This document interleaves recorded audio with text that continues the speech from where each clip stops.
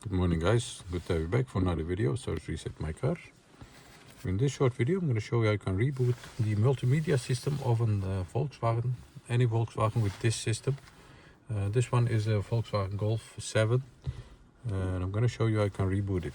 You need to reboot it when you have problems with your radio, your navigation system, or other problems, lagging or freezing screen. I had a screen that was frozen and this trick helped me to get rid of that.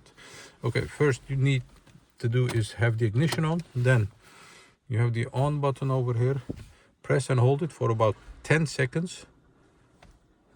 1, 2, 3, 4, 5, 6, 7, 8, 9, 10. And when you release it, it will restart itself with the Volkswagen logo on it, and that will help you to get rid of frozen or lagging navigation system.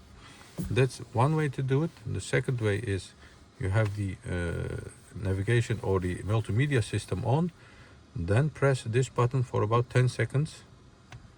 1, 2, 3, 4, 5, 6, 7, 8, 9, 10.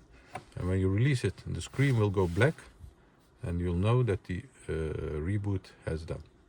This was a Volkswagen Golf 2013 and this is on how you can reboot the navigation or the multimedia system.